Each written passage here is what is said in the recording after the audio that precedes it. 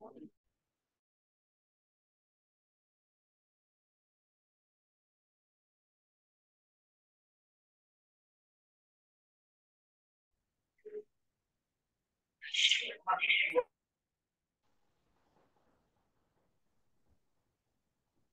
আছে না? জি আপা, আপনি শুরু করেন আপা। আচ্ছা, আসসালামু আলাইকুম সবাইকে। M I audible? হুম, শোনা যাচ্ছে। আছে। ওকে। জি আপা, থ্যাংক শোনা ইউ। যাচ্ছে। থ্যাংক ইউ সবাইকে, শুভেচ্ছা। সবাইকে একটু কষ্ট দিলাম, আমি আসলে একটু তাড়াহুড়ো ছিল তো, এই জন্য ডক্টর শারমিনকে বলে আজকে নিয়ে নিলাম। হুম। এদিকে এই যা নড়ে না কেন? আরে আল্লাহ, সরি। আচ্ছা, আমার বিষয়টা হলো ইনফার্টিলিটি, যেটাকে বাংলায় বলা হয় বন্ধ্যাত্ব। তো আমি ইংলিশেই বলি ডেফিনেশনটা। Infertility is defined as a failure to conceive within 1 or more years of unprotected coitus. 1 বছর বিবাহিত জীবন সুন্দরভাবে চেষ্টা করে অতিবাহিত করার পর যদি কোনো কাপল প্রেগন্যান্সি না হয়, তবে এই ডেফিনেশন ইনফার্টিলিটি বা বন্ধ্যাত্ব বলা হয়। Infertility affects millions of people and has an impact on their families and communities. Estimates suggest that approximately 1 in every 6 people of reproductive age worldwide experience infertility in their lifetime. বন্ধ্যাত্ব এমন একটা অসুস্থতা বলবো, যেটা পুরো ফ্যামিলিকে, পুরা সমাজের জন্য মধ্যে একটা প্রভাব ফেলে। সেই জন্য আমরা ইনফার্টিলিটি বা বন্ধ্যাত্ব নিয়ে চিন্তা করি এবং তার ব্যবস্থা দেবার চেষ্টা করি। দেখা যায় যে পুরো ওয়ার্ল্ড ওয়াইজই 6 জন কাপলের মধ্যে একজন দেখা যায় ইনফার্টিলিটি বা বন্ধ্যাত্বে ভুগছে। এখন টাইপস অফ ইনফার্টিলিটি আমরা বন্ধ্যাত্বকে কিভাবে ভাগ করেছি: primary and secondary. Primary infertility, when a pregnancy has never been achieved by a person. Secondary infertility is when at least one prior pregnancy has been achieved. কোনো কাপলের যদি একবারও প্রেগন্যান্সি না হয়, সেক্ষেত্রে আমরা প্রাইমারি ইনফার্টিলিটি বলে থাকি। এবং যখন সে একবার কোনো কারণে প্রেগন্যান্সি হয়েছে, মেবি প্রেগন্যান্সিটা কন্টিনিউ করে নাই, অথবা কন্টিনিউ করেছে, তারপর সে চেষ্টা করছে প্রেগন্যান্সির জন্য, তখন তাকে বলা হয় সেকেন্ডারি ইনফার্টিলিটি। এই প্রেগন্যান্সিটা একটা মিসক্যারেজ, ব্লাইটেড ওভাম, একটা অ্যাবর্শন, অথবা একটা ফুল টার্ম প্রেগন্যান্সিও হতে পারে। Fecundability is defined as the probability of achieving a pregnancy within one menstrual cycle. In a healthy young couple, it is about 20%. It is probability of achieving a live birth within a single cycle. একটা single menstrual সাইকেলের মধ্যে chance, কত percent chance pregnancy হওয়ার, এটা around 20%, এবং এটাকেই বলা হয় ফেকান্ডিবিলিটি। The chances of conceiving in any given pregnancy in a given menstrual cycle is about 20%. Many events necessary for pregnancy to occur are ovulation. An egg must be discharged from the ovum. This is called ovulation. Fertilization, the egg should be fertilized in the tube with the sperm. And implantation, the fertilized egg, which is called embryo, must be implanted in the uterus. Any condition that interfere with these events may result in infertility.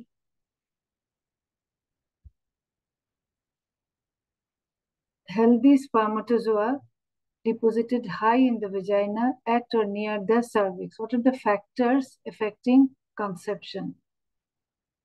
Healthy spermatozoa should be deposited high in the vagina at or near the cervix. Spermatozoa undergo changes and acquire motility. Ovulation must occur. There must be patent fallopian tubes and oocyte picked up by the fimbriated end of the tubes. Spermatozoa fertilizes the oocyte at the ampulla of the tube. Embryo reaches the uterine cavity after 3 to 4 days of fertilization, and endometrium must be receptive to receive the embryo, so there will be implantation. এখানে easy হলো যে আমাদের male female both factors are equally responsible for healthy child. For the female আমার ovulation হতে হবে এবং একটা patent Fallopian tube থাকতে হবে, যেন ফিমরিয়াল এন্ড দিয়ে ওসাইটে পিকড আপ হয়। পিকড আপ হয়ে কোথায় আসবে? সে আসবে টিউবে, সেখানে স্পার্ম আসবে, স্পার্ম অ্যাসেন্ড করবে, স্পার্মটা মোটাইল হতে হবে, হেলদি স্পার্ম হতে হবে। ফার্টিলাইজেশন হবে কোথায়? অ্যাম্পুলা অফ দ্য টিউবে, এবং আফটার ফার্টিলাইজেশন 3 to 4 days এর মধ্যে এটা এসে এন্ডোমেট্রিয়ামে বসবে। এই এন্ডোমেট্রিয়ামকে বসাটাকে বলা হয় ইমপ্লান্টেশন। এখানে প্রত্যেকটা জিনিস equally important. Causes of infertility আমরা দেখলাম যে মেল ফিমেল ইকুয়ালি রেসপন্সিবল, কাজে male factor is 30 to 40%, female 40 to 55%, both male female 10%, and there are some unexplained cause where the cause is not, মানে বার হয় না কজ করে, সেটাকে বলা হয় unexplained infertility. In case of male, we divide them into pre-testicular, testicular, and post-testicular cause for infertility. Pre-testicular means before testicular any pathology. Before testicular pathology, it may be endocrine, the hormone which comes from the hypothalamus, pituitary. There may be gonadotrophin deficiency, excess obesity, thyroid dysfunction, or any psychosexual which may cause erectile dysfunction or impotence, or there may be some drugs affecting the infertility like antihypertensive, some antipsychotic drug. There may be some genetic factors like common is Klinefelter syndrome or Y chromosome microdeletions. These are the common cause of pre-testicular cause for infertility. In testicular cause, where the responsibility or the pathology is in the testes, there may be infection. Infection may be mumps, which may cause orchitis, or there may be orchitis.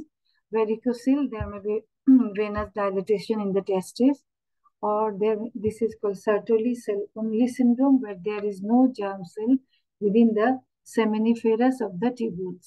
We all know that from the germ cell, spermatogonian germ cells, there are different processes through which mature sperm is formed. So if there is only, we also know that in the seminiferous tubule there are Sertoli cells which give support to the germ cells. And if there is no germ cell, it is called only Sertoli cells in the seminiferous tubule. It is called Sertoli cell syndrome or germ cell aplasia. There may be primary testicular failure where there is no germ cell, no production of the mature sperms, or there may be cryptorchidism. Some sperms are producing but cannot come through the ductal system, or there may be toxins or drugs affecting the spermatogenesis. Smoking also affects the motility of the sperm and causing infertility. And we know that if there is childhood mumps, there is usually orchitis, which may affect the spermatogenesis cells. So there may be oligospermia or even azoospermia.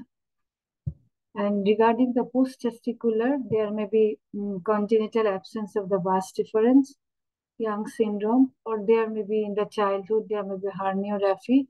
While doing herniorrhaphy, the ducts may be ligated during operation, or there may, we all know that there is a permanent method for male contraception is vasectomy.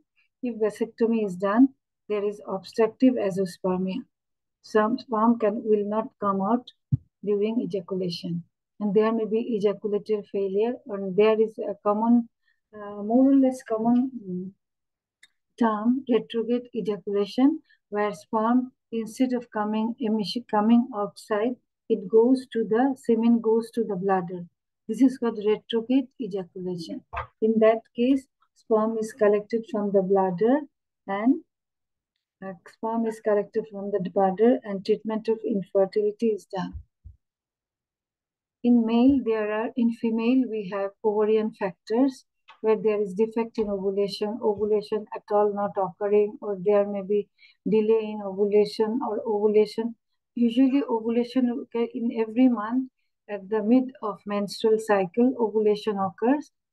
So after ovulation we had luteal phase. There may be ovulation may be delayed, or there may be an ovulation at all not occurring. So these are ovarian factors. This contribute to 30 to 40% of infertility. After ovulation, the passage of oocyte to the tube may be hampered. So tubal and peritoneal factor contributes to 25 to 35%. We know that oocyte are discharged, and due to some factors in the chemokines, cytokines during endometriosis or tuberculosis infection, this oocyte may not be transported properly or may not be picked up by the tube to the femoral end. So these peritoneal factors responsible for infertility, tube may not be patent. There may be infection in the tube during gonorrhea infection or tuberculosis, which may close the tubes. So tubal obstruction. So oocyte cannot transmit it, or fertilization may not be possible in the tube. Or there may be simply mucosa blocking the tube. So this block may act as a factor for infertility. Then there are uterine factor responsible for about 10%. Uterus may be congenital defect in the uterus, maybe unicornuate uterus or uterine agenesis, or there may be bicornuate uterus or fibroid in the uterus. This may hamper the infertility implantation as well as in causing infertility. And cervical factor responsible for about 5%, and there are unexplained factor we do not find out any cause. It's about 10%.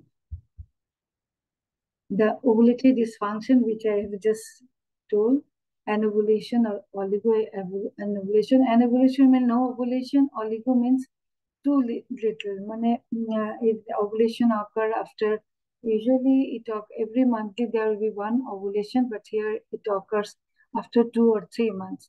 So it is very difficult to predict when ovulation is occurring and what is the fertile period.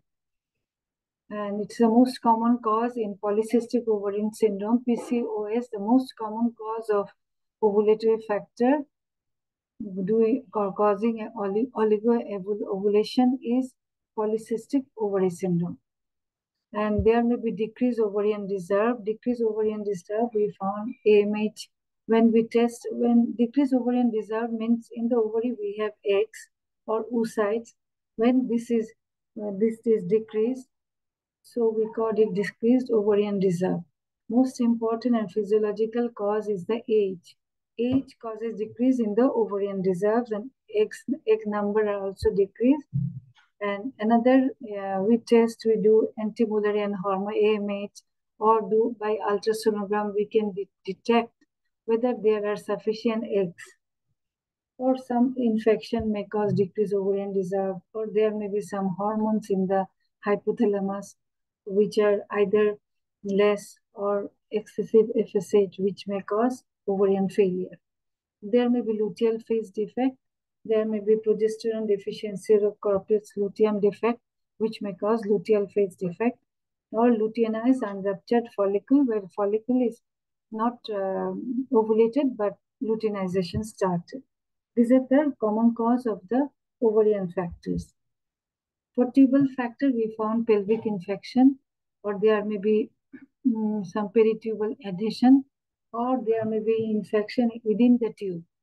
So usually within the tube infection, this may be due to gonorrhea or TB, or there may be peritubal adhesion in tuberculosis, endometriosis, or if there is any tubal surgery like tubal ligation or previous ectopic pregnancy, or this may cause tubal factors. There may be some pharyngitis due to endometriosis or There may be tubal spasm, which is seen in the hysterosalpingography or other tubal factor. There is spasm in the tubes. Peritoneal uterine factors like peritubal adhesion, abnormal peritoneal fluid, or uterine factors include unfavorable endometrium is not favorable, or there may be receptivity of the endometrium to receive the embryo. If there is disconization between the embryo and the endometrium, so there will be no implantation and infertility. So nowadays we can detect the actual time of the endometrium when endometrium is ready to receive the embryo and to send the embryo at favorable time to endometrium. Otherwise, there may be implantation failure and infertility. There may be chronic endometritis. Endometrium is infected, maybe due to bacterial infection or tuberculosis. So the endometrium cannot be prepared to receive the embryo. There may be fibroid tumor in the uterus, which causes contraction of the uterus or endometrium. There may be submucous fibroid hampering the implantation, or there may be some congenital malformations of the uterus. For cervix, there may be cervical factors like congenital elongation of the cervix, or we usually form second-degree uterine prolapse where cervix is outside the introitus, which hampers the passage of sperm as well as fertilization. There may be acute retroversion of the uterus. And sometimes cervical mucus may be scanty or too much thick for the penetration of the spermatozoa, so it cannot ascend. There may be some immunological factors like anti-sperm antibody or sperm immobilization antibodies. These antibodies can immobilize the sperm, or even it causes difficulties in fertilization and so infertility. There may be some vaginal factors like atresia of the vagina, usually occurs congenital. Vagina may be small or totally closed. So there is dyspareunia, so there is infertility, or there may be a septum inside the vagina like transfer vaginal septum. And also vagina may be septated. So it may cause hamper the spermatozoa to ascend, or there may be narrow introitus causing dyspareunia and also infertility. These are pictorial showing some some causes of infertility, like the blue one showing ovarian, responsible for 30 to 40% of infertility, anovulation or corpus luteal phase defect, and tubal factor is about 26 to 25 to 35%, which may be due to tubal pathology like following infection or pelvic endometriosis, or there may be some alteration of the tubal motility due to endometriosis or adhesion. And for uterine factor, endometrium may be not favorable, or chronic endometritis. There may be fibroid, uterine synecdoche, where there is adhesion in the endometrium, or any congenital malformation. There may be some cervical factors, about 5% causing infertility. So chronic cervicitis, or there may be some fibroid in the cervix, or secretion may be harmful. So there is 5% cause for infertility. There are some risk factors of infertility. Most important is the age. The age is very important for male, even female, as well as for male also. We previously know that above 35, the chances of pregnancy decreases. Now, according to WHO and other history, they said that no, after 30, the number of sperm, number of oocyte, as well as the quality of oocyte also decrease. So, as the age advances, there is decreased chance for fertility. and everything you can manage with the treatment. There are modern treatments, we can manage the other causes of infertility, but the effect of age on the quality of the oocyte as well as the sperm, very difficult to overcome. So there are ART and other methods, patient has to go for those assistance. So age is very important for infertility, and for other factors like excessive alcohol consumption, exposure to environmental toxin, chemicals and pesticides, over exercising, and also the effect of radiation and chemotherapy. Effective radiation occurs directly on the oocyte or sperms. So if a patient gets radiation on, suppose for treatment of malignant treatment, it affects both oocyte and sperm. So we have to protect the eggs or testes from the effect of radiation. So sometimes for testes, shielding is given. For ovary is fixed outside within the abdominal cavity, fixed upwards from the site of radiation for protection of the oocytes. But for chemotherapy, since its effects, it will go through the blood. So in that case, we can sperm banking or cryopreservation of the oocyte or embryo can be done before starting the chemotherapy. Chemotherapeutic drugs also directly affect the oocytes as well as sperms, and there are alkylating agent, other agents which are alkylating agent directly cause and very much toxic and highly high risk for destruction the oocyte and sperms. So we now we talk with the adult which deserves pregnancy later on, deserves pregnancy later on regarding the fertility preservation, whether they want to for good fertility preservation before chemotherapy or giving radiation, and what are the methods we can give them, we can offer them, so they can take, they can keep their embryos, eggs or sperms, doing cryopreservations, which can be preserved for several years after patient. As we all know that the cancer therapy is now very much, cancer survivors are more due to advancements of cancer therapy. So fertility preservation is also coming. This is also very important issues. There may be sexually transmitted infections which affects the sperms, tubes, everything. Smoking directly causes decreased motility of the sperm, or you will find asthenospermia in semen analysis. Obesity, underweight, it also affects the fertility. Eating disorder like anorexia or nervosa, these also affect the spermatogenesis as well as infertility. There may be some chronic medical conditions like diabetes, tuberculosis, hypertension, etc. also, and there may be substance use or abnormalities of hormone, or there may be some hormone. Yes, sorry.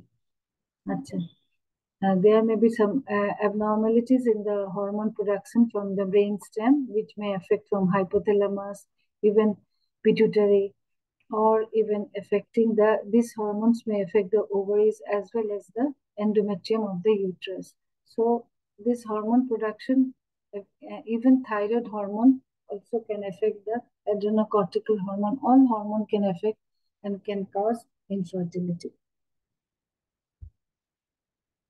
Now coming for the diagnostic procedures in male, we have to find out the diagnosis. For diagnosis, we have to go through the history. We will take proper history from the male partner. So, and after taking history regarding the any period of infertility, we will consider the age of the male, period of infertility, how long their marital life, and any problem in their function, erectile function, or and any history, medical history like diabetes, pressure, or taking any drug, psychiatric drug or any drug. And usually, if needed, general physical examination is done by a male doctor to find out any abnormality of the genital organ or any medical disease. And routine investigation of the couple should be done. And for male, we have to go to all blood examination, general blood examination, like CBC, blood sugar, and thyroid function, whether patient has diabetes or not, or in his urine analysis, whether he has any systemic disease or not. And now, most important and only one most important factor, most important investigation for male is semen analysis. Semen analysis, this is most important, which can, which through which we can see many things, whether if the sperm count is normal. In semen analysis, there are revised many times.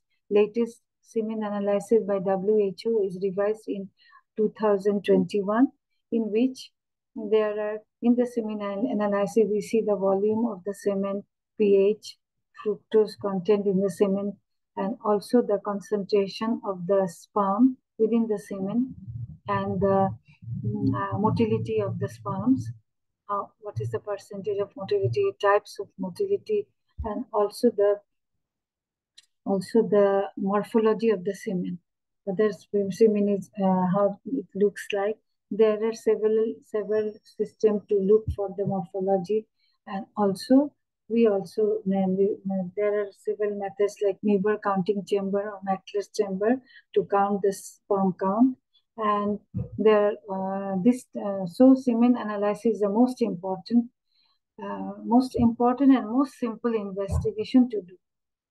And now and after semen analysis, we can proceed for other tests, like if there is azoospermia or oligospermia, then we go for either hormone analysis, then karyotyping, then there are ultrasonogram methods like transrectal ultrasonogram or scrotal ultrasonogram, vasogram. And lastly, if there is azoospermia, obstructive or non-obstructive, if needed, we can go for testicular biopsy or FNAC. And for female, similarly like male,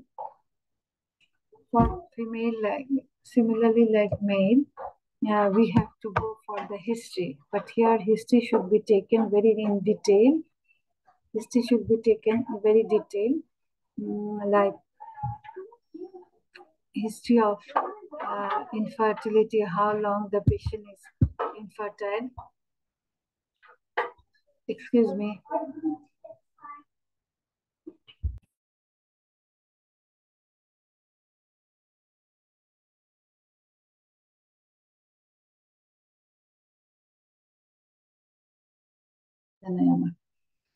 And history from female is very much important.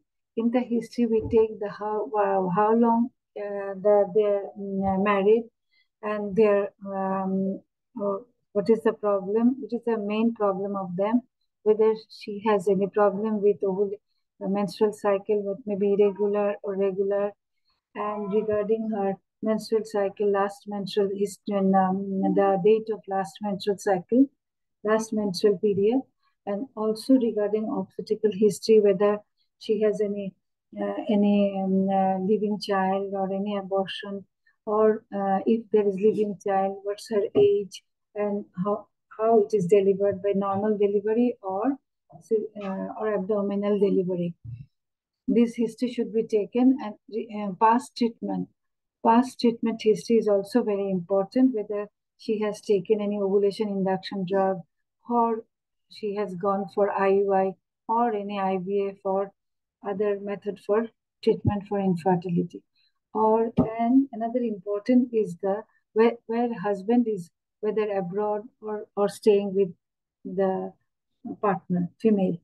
Sometimes we found that we are giving her different investigation, and their marital life is 10 years, but we found that the husband was abroad and he came irregularly, and they were stayed for only 1 year. So we have to take this type of history is very much important, and past treatment history is also important. And now we'll do the investigation. We do the physical examination, both per abdomen and per vaginal examination to detect any pathology, whether there is any problem or not. And then we will go for investigation. In the investigation, we first do the general male, we go for general blood examination, CBC, whether ESR is high or not, whether there is a chronic infection, we can detect from this.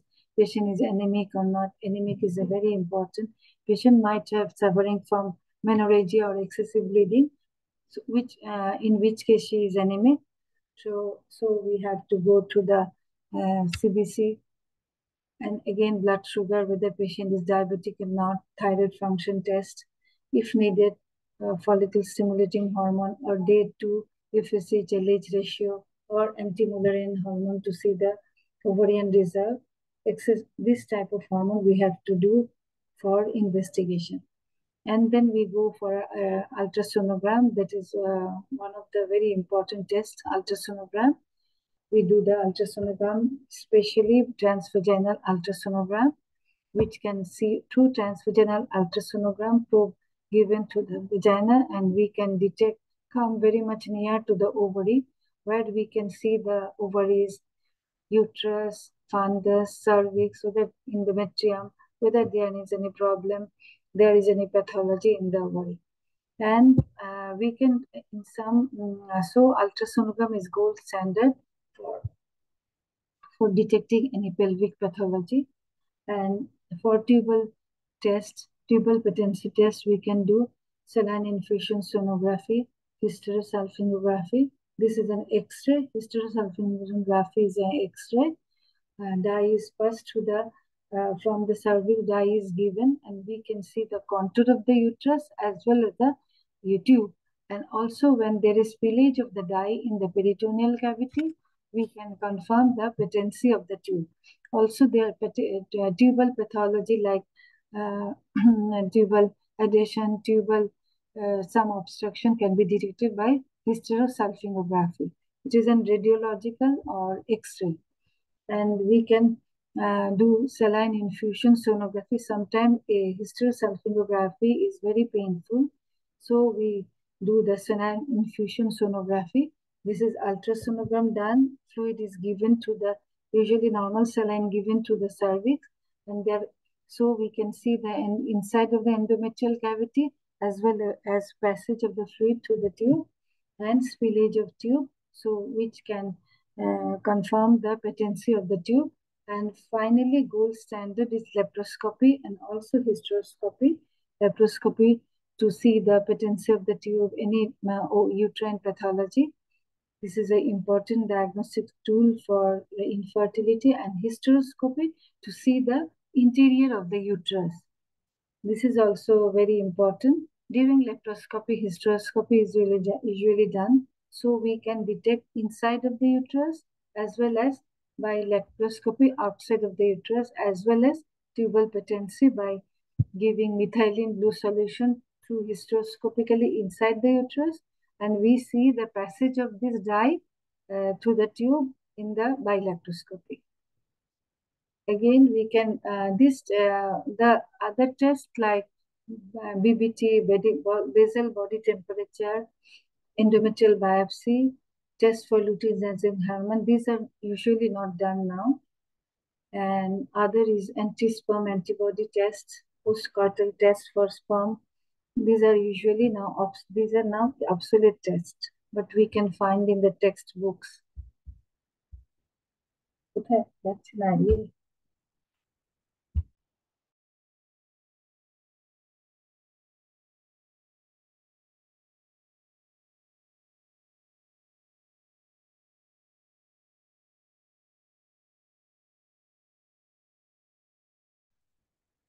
Sorry, there were some disturbance. So in the treatment of male infertility, we found extreme in this semen, if there is extreme oligozoospermia or azoospermia, there may be some low volume ejaculate or impotency. So we can, for extreme oligozoospermia, we can find out the cause. Usually it may be some physical factor, systemic factor, which may cause oligozoospermia. In that case, we can do the hormone, whether patient is diabetic or not, do the hormone test, whether there any problem with thyroid or FSH, follicle gonadotrophins. Then we give them some supplements. We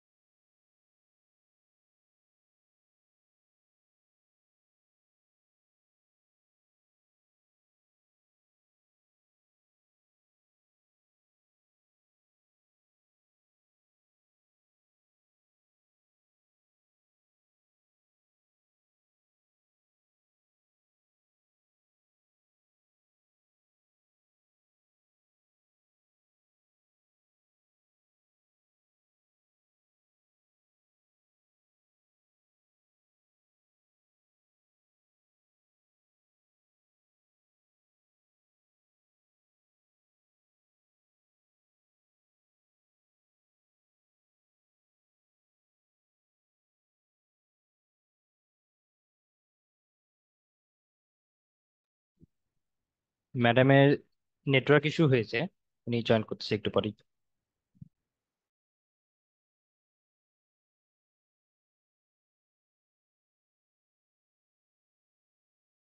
all right, and then and so treatment is given that way. If there is no improvement of oligospermia, there are assisted reproductive technology by IUI or ART like ICSI, we can give the treatment for oligospermia. And azoospermia means if there is no sperm in the semen, which we frequently find in semen analysis. So azoospermia may be again obstructive and non-obstructive. In non-obstructive azoospermia, where there is no production of sperm inside the testes, and in obstructive spermia, there may be production of the sperm in the testes, but there is passage is somewhere the ducts are blocked, so sperm cannot ascend and pass through the can come out outside.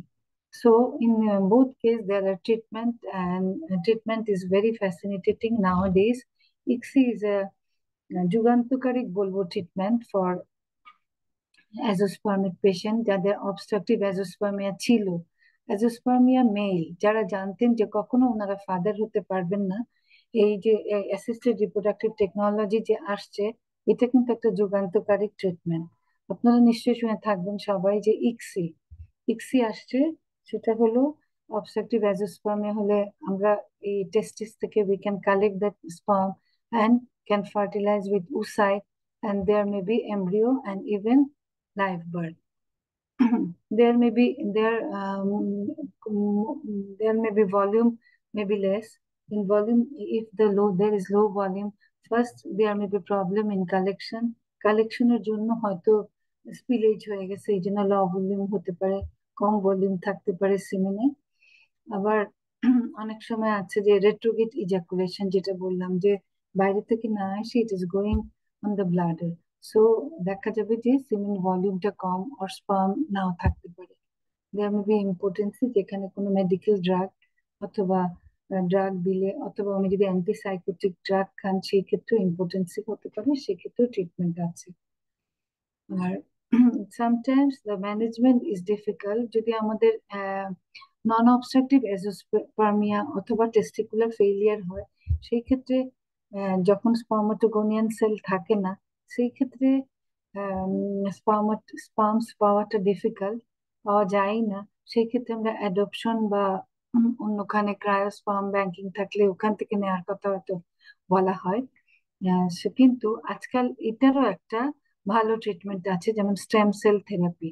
Stem cell therapy দিয়ে সেই একেবারে না থাকলেও সেখান থেকে আমরা স্পার্মাটোগোনিয়াম বা motile sperm তৈরি করা যায়। এটাও একটা যুগান্তকারী ট্রিটমেন্ট। আচ্ছা, ট্রিটমেন্টের মধ্যে প্রথমে আমাদের জেনারেল হেলথ ইমপ্রুভমেন্ট করতে হবে। বেশি ওবেজ হলে রিডাকশন অফ ওয়েট, যদি অ্যালকোহল ইন্ডালজেন্স বেশি থাকে কমাতে হবে, হেভি স্মোকিং হলে বন্ধ করতে হবে।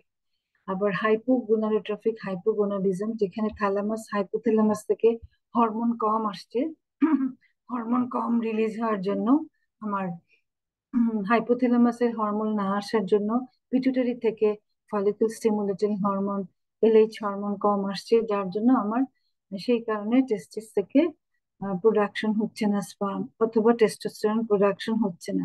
সেই ক্ষেত্রে কিন্তু ট্রিটমেন্ট আছে, যেমন আমরা যদি এইচসিজি ইনজেকশন বাইরে থেকে দেই, অথবা এইচএমজি ইনজেকশন, এফএসএইচ ইনজেকশন দিয়ে আমরা, অথবা টেস্টোস্টেরন দিয়ে আমরা স্পার্ম প্রোডাকশন করা যায়। পেশেন্টের নিজের স্পার্মে প্রোডাকশন হবে এবং ইনফার্টিলিটি ট্রিটমেন্ট হবে। এছাড়া হাইপার গোনাডোট্রপিক হাইপোগোনাডিজম, যেখানে গোনাডোট্রফিন লেভেল হাই থাকে এবং টেস্টিকুলার ফেইলিয়ার থাকে, সেই ক্ষেত্রে আমাদের স্পার্ম পাওয়াটা ডিফিকাল্ট। সেখানে আবার অনেক সময় এফএনএসসি করে বা টিউবুলকে সার্জারি করে দেখা যায় যে স্পার্ম রিট্রিভ করা যায়, এটাকে বলে স্পার্ম রিট্রিভ করা যায়, অথবা আজকাল যে স্টেম সেল থেরাপিও নেওয়া যায়। স্টেম সেল থেরাপি এখনো মানে রিসার্চ পর্যায়ে আছে এবং এক্সপেন্সিভ ট্রিটমেন্ট।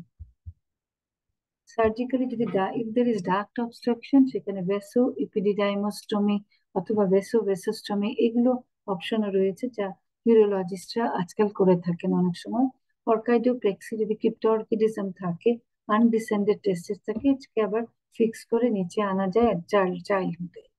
এছাড়া ইরেকটাইল ডিসফাংশনের জন্য ট্রিটমেন্ট আছে, যেমন সিলডেনাফিল, টাডালাফিল এক্সেট্রা, এইসব ট্রিটমেন্টও আছে। এবং অ্যান্টিসাইকোটিক ট্রিটমেন্ট পেলে সেটা সাইড ইফেক্ট হচ্ছে কিনা সেটা দেখা যাওয়া।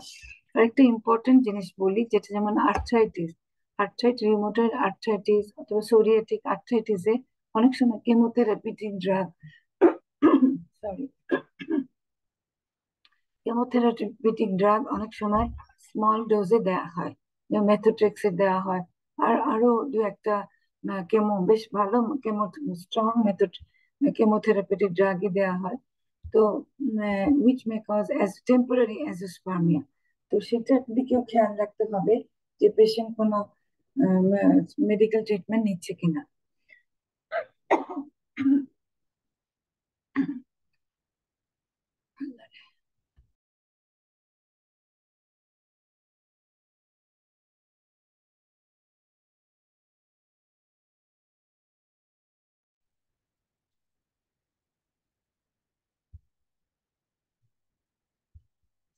যাচ্ছে না কেন আবার?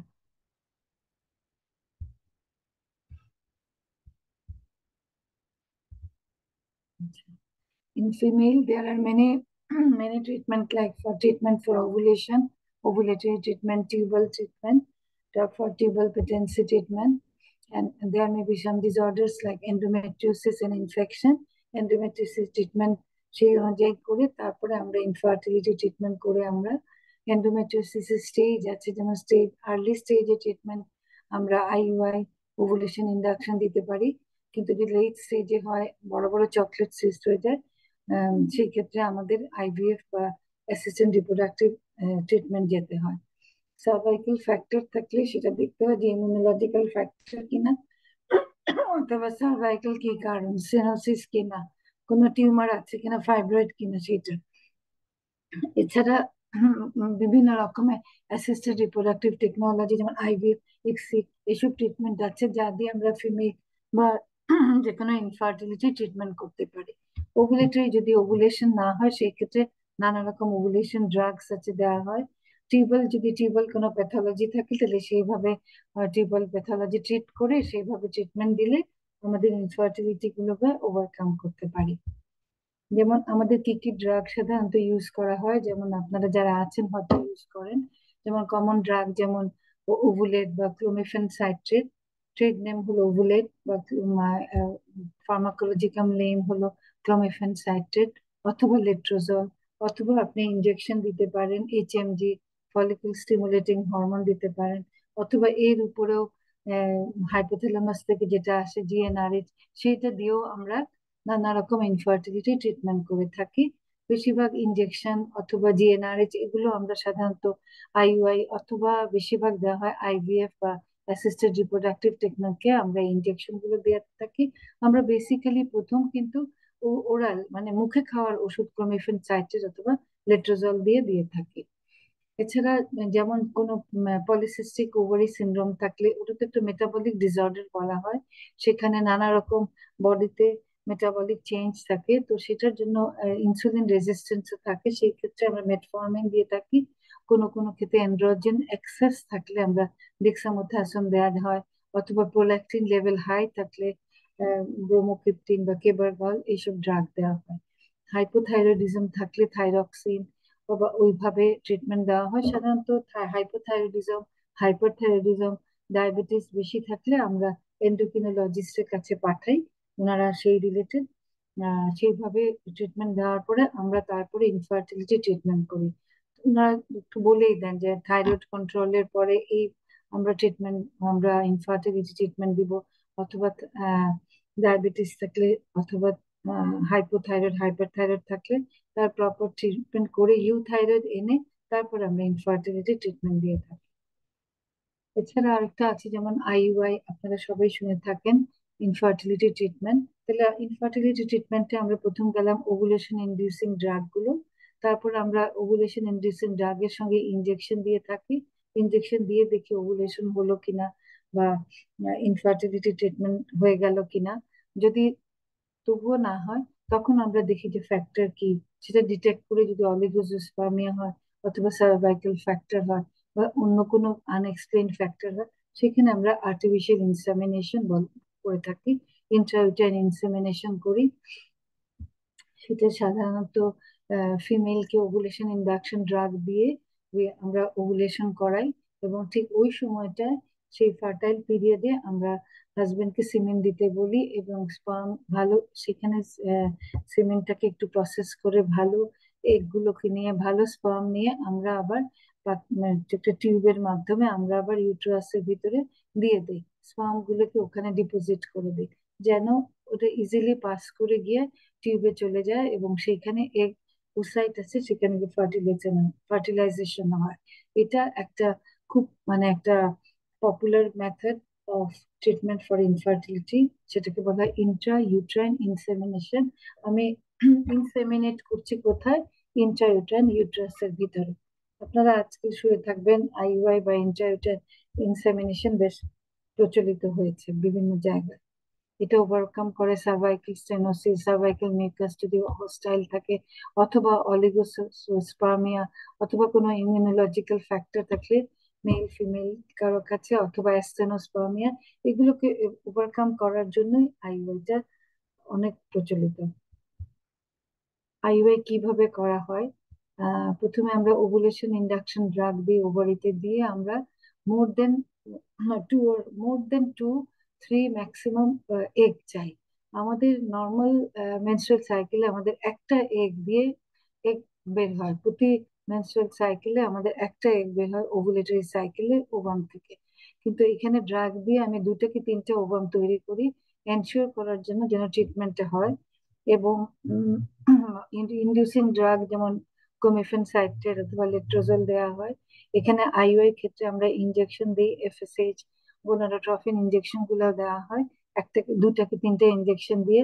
পরে ওভুলেশন এটাকে ফলো আপ করা হয় ফলিকুলোমেট্রির মাধ্যমে। এটা হলো ট্রান্সভাজাইনাল আলট্রাসোনোগ্রামের মাধ্যমে ফলিকুলের সাইজটা দেখা হয়, এন্ডোমেট্রিয়াল থিকনেস দেখা হয়, এবং যখন মোটামুটি desired size of the egg দেখি তখন আমরা ওভুলেশন ট্রিগার দিই, মানে আরেকটা ইনজেকশন দিই যেন ওভুলেশনটা হয়। ওভুলেশনটা হলে তখন এই এগটা তখন ট্রাভেল করবে টিউব দিয়ে গিয়ে অ্যাম্পুলারি রিজিয়নে, টিউব দিয়ে গিয়ে সে থাকবে টিউবে। তখন আমরা ঠিক এই সময়টায় আমরা সিমেন্টটা পেশেন্টকে, হাজবেন্ডকে আমরা সিমেন্ট দিতে বলি, স্পার্মকে প্রসেস করে আমরা ইন্ট্রাইউটেরিন ক্যাথেটার দিয়ে, আমরা আইইউআই ক্যাথেটার দিয়ে সিমেন্টটা ইউট্রাসে স্পার্মটা পৌঁছায় দিই, তারপর ফার্টিলাইজেশন হয়। এটা এইটা একটা পদ্ধতি of infertility, treatment for infertility. এখন দ্য এআরটি অ্যাসিস্টেড রিপ্রোডাক্টিভ টেকনোলজির মধ্যে আইইউআইটাও পড়ে, এবং অন্যান্য জিনিস এটা হলো যে the procedure that involves manipulation of the gametes and embryos outside the body for the treatment of infertility. এখানে আমরা গ্যামেট বলতে oocyte, স্পার্ম দুটাকে ম্যানিপুলেট করতে পারি এবং এমব্রিওকেও ম্যানিপুলেট করি, কিন্তু এটা হচ্ছে আউটসাইড দ্য বডিতে। ইনসাইড দ্য বডিতে যে যে জিনিসটা হয়, এমব্রিও তৈরি হয়, ইমপ্লান্টেশন হয়, এটাকে যখন আমরা বাইরে ল্যাবরেটরিতে করি, এটাকে বলা হয় অ্যাসিস্টেড রিপ্রোডাক্টিভ টেকনোলজি, এবং এমব্রিওকে আবার ইউট্রাসে প্রতিস্থাপন করে দেওয়া হয়। এই প্রসিডিউরস অফ এআরটিতে আছে IVF, ET, in vitro fertilization and embryo transfer, অথবা গ্যামেট ইন্ট্রাফ্যালোপিয়ান ট্রান্সফার, গ্যামেটকে টিউবে দিয়ে দেই, অথবা জাইগোটকে টিউবে দেই, অথবা পেরিটোনিয়াল oocyteকে আমরা নিয়ে ওখানে স্পার্ম ওটাকে কালেক্ট করে আমরা টিউবে প্রসেস করে দিই। এইসব বিভিন্ন পদ্ধতি আছে, কিন্তু মোস্ট কমন হলো আইভিএফ, ইটি, আর হলো ইক্সি। ইক্সি পদ্ধতি, এটা সবচেয়ে কমন পদ্ধতি। এছাড়া আছে সাবজোনাল ইনসেমিনেশন, ইক্সি। এখন ইক্সিটা মোস্ট ইম্পর্টেন্ট, কারণ এটা হলো একটা স্পার্মও যদি পাওয়া যায় অ্যাজোস্পার্মিয়ার ক্ষেত্রে অথবা সিভিয়ার অলিগোজোস্পার্মিয়ার ক্ষেত্রে, সেটা দিয়ে ইক্সি করা যায়। ইক্সি হলো যে একটা এগকে ধরে আমরা এগ থেকে আমরা বাইরে নিয়ে আসি আন্ডার মাইক্রোস্কোপে, এগটাকে নিয়ে আমরা স্পার্ম এর মধ্যে ইনজেক্ট করে দিই, এবং এটা এইভাবে ফার্টিলাইজেশনটা হয়। ফার্টিলাইজেশন হওয়ার পরে আমরা এটাকে ইনকিউবেটরে রেখে ইনকিউবেট করে, পরে এমব্রিওটা তৈরি হলে আবার প্রতিস্থাপন করি। কাজে যার এক্সট্রিম অলিগোজোস্পার্মিয়া অথবা অ্যাজোস্পার্মিয়া, অবস্ট্রাকটিভ অ্যাজোস্পার্মিয়া, তার টেস্টিস থেকে আমরা 1-2টা স্পার্ম কালেক্ট করে নিয়ে এই ইক্সি পদ্ধতিটা আমরা এমব্রিও তৈরি করা যায়। এছাড়া আছে ডিউরিং দ্য আফটার এমব্রিও থেকে অ্যাসিস্টেড হ্যাচিং। আমরা জানি যে এমব্রিও থেকে জোনা পেলোসিটা যখন সরে মানে জোনা পেলোসিটাকে ব্রেক করে যখন এমব্রিও এসে ইমপ্লান্টেশন হয়, এটাকে হ্যাচিং বলা হয়। হ্যাচিং কে অ্যাসিস্ট করা হয়। অনেক সময় দেখা যায় যে এমব্রিওটাকে ক্রায়ো প্রিজার্ভ করা হয়েছে বা এমব্রিও ঠিক জোনা পেলোসিডা, কাজে এই এমব্রিও যখন ইউটেরাসে দেওয়া হয় এটা হ্যাচিং হয় না এবং ইমপ্লান্টেশন হয় না। এই হ্যাচিং কে অ্যাসিস্ট করা হয় নানা পদ্ধতিতে, মেকানিক্যাল, কেমিক্যাল অথবা লেজার দিয়ে। এছাড়া in vitro maturation of the oocyte, এটাও একটা পদ্ধতি। ছোট ছোট এগ বের করে ওটাকে আবার আমরা বাইরে ম্যাচিউর করে তারপরে এমব্রিও তৈরি করা হয়। পিজিডি সবাই মোটামুটি শুনে আসছেন যে বিফোর এমব্রিও দেওয়ার আগে আমরা যেসব প্যারেন্টসদের কোনো জেনেটিক ডিসঅর্ডার থাকে সেটা ডিটেক্ট করতে পারি। আমরা একটা একটা এগ একটা সেল নিয়ে, এমব্রিও ভ্রূণ থেকে ব্লাস্টোসিস্ট থেকে একটা সেল নিয়ে সেই সেলের আমরা ক্রোমোজোমাল অ্যানালাইসিস করা হয়, জেনেটিক টেস্ট করা হয়, যে কোনো অফস্প্রিং এর আবার সেই ডিজিজ হবে কিনা সেটা ডিটেক্ট করে তারপর সেই ভ্রূণটা ভালো হলে সেই ভ্রূণটাকে দেওয়া হয়। আর আরেকটা টেকনিক হলো ক্রায়োপ্রিজার্ভেশন, যেটা বলা হয় যে আমরা নাইট্রোজেন অক্সাইড, লিকুইড নাইট্রোজেনের মধ্যে আমরা embryo, oocyte, ovarian tissue, even sperm আমরা -196 ডিগ্রি সেন্টিগ্রেডে ক্রায়ো করে রাখতে পারি বা ফ্রিজ করে রাখতে পারি, এবং এতে বছরের পর বছর এইভাবে রাখা যায়। এবং পরে যখন এটাকে থা করা হয় বা পুনর্জীবিত করা হয় তখন ফার্টিলাইজেশন রেট প্রায় মোটামুটি সেমই পাওয়া যায়। এটা হলো ক্রায়ো প্রিজার্ভেশন টেকনিক। যারা ফার্টিলিটি প্রিজার্ভেশন করতে চান, কেমো পাবেন, রেডিওথেরাপি পাবেন, তাদের ফার্টিলিটিটা বা এগ, স্পার্ম অথবা এমব্রিও এইভাবে তৈরি করে ফ্রিজ করে রাখা যায়। অথবা সারোগেসি একটা টার্ম আছে আজকাল চলে, যাদের ইউটেরাস নাই অন্যের ইউটেরাস ধার নিতে পারেন। অথবা ইউট্রাইন ট্রান্সপ্লান্টেশন একটা টার্ম, যাদের ইউটেরাস নাই ওরা কারো ইউটেরাস নিজেদের মধ্যে ট্রান্সপ্লান্ট করে আবার সেই মেইন উদ্দেশ্য হলো একটা প্রেগনেন্সি নেওয়া, সেইভাবে ট্রিটমেন্ট করা যায়।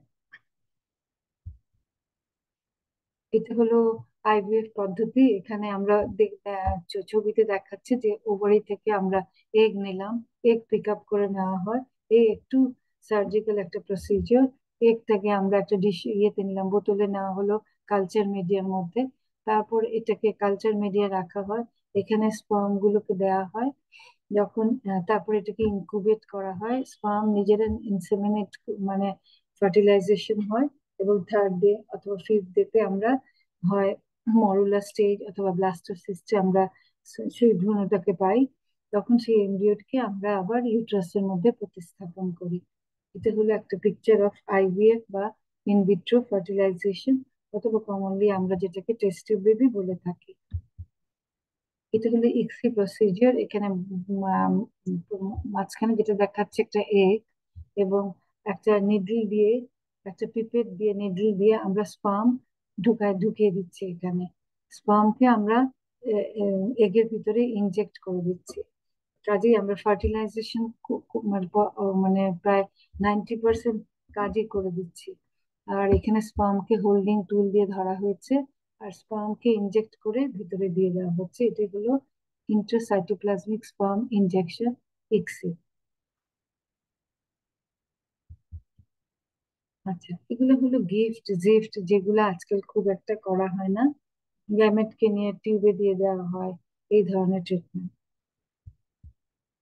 আর আইভিএম যেটা বলেছিলাম, যে ইম্যাচিউর এগকে যদি আমরা কোনো কারণে নিয়ে আসতে হয় ওভারি থেকে, সেটাকে কালচার করে এভাবে এটাকে ক্রায়ো প্রিজার্ভ করে রেখে দেওয়া যায়।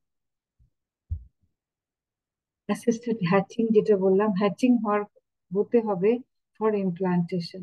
সোনা প্লেলুসিটা ভেদ করে এমব্রিও বের হয়ে এসে ইউটেরাসে ঢুকবে। তো সেই হ্যাচিংটা এই যে মেকানিক্যাল ওয়ে, কেমিক্যাল ওয়ে, এবং এখন যেটা আসে লেজার। লেজারের বিভিন্ন কাজ আমরা দেখে থাকি। লেজার দিয়ে ইউরেটারিক স্টোন ভাঙা হয়, লেজার দিয়ে নানা রকম ট্রিটমেন্ট করা হয়। এখন এই এমব্রায়োলজিতে, ইনফার্টিলিটিতে লেজার দিয়ে হ্যাচিং, লেজার অ্যাসিস্টেড হ্যাচিং করা হয়। এখন আমরা ইনফার্টিলিটির নানা রকম ট্রিটমেন্ট করে থাকি, নানা রকম ওষুধ দিয়ে থাকি। এদের তো সাইড ইফেক্টও আছে দেখা যায়। যেমন আমি একটা নর্মালি একটা এগ সবসময় ওভুলেশন হয়, কিন্তু এখানে আমি ড্রাগ দিয়ে দুইটা তিনটা করছি, কাজে সেখানে আমার টুইন, ট্রিপলেটস এগুলো হওয়ারও সম্ভাবনা থাকে। কিন্তু আমরা মাল্টিপল প্রেগনেন্সি চাই না, কারণ মাল্টিপল প্রেগনেন্সির নানা রকম কমপ্লিকেশন আছে। সেই জন্য এআরটির একটা কমপ্লিকেশন হলো, বা অ্যাসিস্টেড রিপ্রোডাক্টিভ টেকনোলজির একটা ইম্পর্টেন্ট কমপ্লিকেশন হলো মাল্টিপল প্রেগনেন্সি। টুইন হতে পারে, ট্রিপলেটস হতে পারে, মোর এর বেশি হতে পারে। তো আজকাল আবার ট্রিপলেটস বা এর বেশি হলে এর ট্রিটমেন্টও আছে। একদম আর্লি স্টেজে অনেক সময় এগুলোকে রিমুভ করার ব্যবস্থা আছে, নানা রকম পদ্ধতি আছে, যেগুলো ফিটো রিডাকশন বলা হয়। সেইভাবে একটা ওষুধ দিয়ে সে এক্সেস মানে ফিটাস যেটা হয়ে যাচ্ছে ওটাকে রিমুভ করার বা সরিয়ে ফেলার পদ্ধতিও রয়েছে। টুইন ট্রিপলেট পর্যন্ত নেওয়া যায়, এর বেশি হলে তখন তো এটা ক্যারি করাও মুশকিল। এবং এই টু মাল্টিপল প্রেগনেন্সি নানা রকম কমপ্লিকেশন আছে। এছাড়া আমার এআরটি, যেহেতু আমার নর্মাল প্রেগনেন্সি হচ্ছে না, এআরটির মাধ্যমে নিশ্চয় কোনো অসুবিধা কারো আছে, হয় স্পার্মের অথবা ফিমেইলের। তো সেই জন্য সেই প্রেগনেন্সি গুলা খুব নাজুক প্রেগনেন্সি থাকে, মিসক্যারেজ হয়ে যায়, ব্লাইটেড হয়ে যায়, অথবা এরা ইউট্রাসের সমস্যার জন্য প্রিম্যাচুর ডেলিভারি হয়ে যায়, লো বার্থ ওয়েট হয়, অথবা নিওটেন আইউডিও হতে পারে। আর মোস্ট ইম্পর্টেন্ট একটা কমপ্লিকেশন হলো ওভারিয়ান হাইপার স্টিমুলেশন সিনড্রোম। যদি আমি ওভারিকে স্টিমুলেট করতেই থাকি, ওষুধ যার দরকার দুটো ওষুধ আমি 4-5টা ওষুধ দিলাম, অথবা না দেখে ইনজেকশনে করে ইনজেকশন দিয়ে গেলাম, ফলে মানে ইয়ে না মনিটর না করে। এই জন্য ইনজেকশন দিলে মনিটর করা মাস্ট। এবং যাকে আমরা ওভুলেশন ইন্ডাকশন ড্রাগ দিব, অ্যাটলিস্ট প্রথমবার যেন মনিটরিং হয়। মনিটরিং বলতে বোঝাচ্ছে ট্রান্সভেজাইনাল আলট্রাসোনোগ্রাম করে আমরা এই যে ওষুধ দিলাম, ওষুধের এফেক্টটা ওভারি এগের উপর কি হলো সেটা দেখি। সেটা যদি এক্সেসিভ ওষুধ দেয়, এক্সেসিভ স্টিমুলেশন হয় ওভারি, তখন দেখা যায় এগও প্রচুর তৈরি হয়, নানা রকম ফ্যাক্টর রিলিজ হয়, তখন হাইপার স্টিমুলেটেড ওভারি হয়। এবং এটাকে বলা হয় ওভারিয়ান হাইপার স্টিমুলেশন সিনড্রোম। এটা মাইল্ড, মডারেট, সিভিয়ার হতে পারে, এবং এটা অনেক সময় লাইফ থ্রেটেনিং কমপ্লিকেশনে দিতে পারে।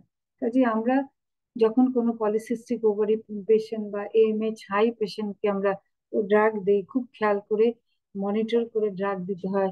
ড্রাগ ডোজটা, ড্রাগ চুজিং মানে চয়েস করার সময় খেয়াল করতে হয় কি ডোজে দিচ্ছি, সেটা খুব ইম্পর্টেন্ট।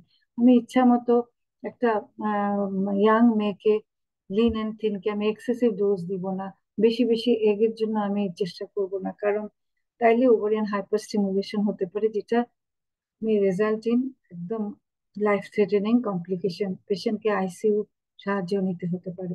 এছাড়া আরেকটা কমপ্লিকেশন একটোপিক প্রেগন্যান্সি, যখন আমরা ভ্রূণটা দিয়ে দিই আইভিএফ এ, যখন আইভিএফ ট্রিটমেন্টে যখন দিয়ে দেওয়া হয় তখন ওটা চলে যেতে পারে টিউবে ভ্রূণটা, তাহলে সেখানে একটোপিক প্রেগন্যান্সি হতে পারে। অথবা clomiphene citrate oral inducing drug দিলেও হতে পারে, হয়তো টিউবের প্যাথোলজি একটু ছিল, ওখানে গিয়ে প্রেগন্যান্সিটা বসে গিয়ে একটোপিক প্রেগন্যান্সি করবে। অথবা ফেইল সাইকেল, আমি ট্রিটমেন্ট দিচ্ছি দিচ্ছি কাজ করছে না, রেজিস্ট্যান্ট হয়ে গেছে ওভারি, অথবা আমাকে ড্রাগটা ডিফারেন্ট করতে হবে, ডোজ বাড়াতে হবে, কমাতে হবে। এখন কি কি প্রিভেন্টিভ মেজার হতে পারে ইনফার্টিলিটির জন্য, বন্ধ্যাত্বের জন্য? যেমন পেশেন্টের ওয়েটটা হেলদি থাকতে হবে, ওভার ওয়েট হবে না, কম ওয়েটও হবে না, সেই জন্য তাকে একটু বলে ব্যালেন্স ডায়েট খেতে হবে। কেউ যদি স্মোকিং এর অভ্যাস থাকে, স্মোকিং ত্যাগ করতে হবে, অন্যান্য কোনো মিসইউজ ড্রাগ, কোনো অ্যাডিকশন থাকলে সেটা বন্ধ করতে হবে, এক্সেসিভ অ্যালকোহল কনজাম্পশন বন্ধ করতে হবে।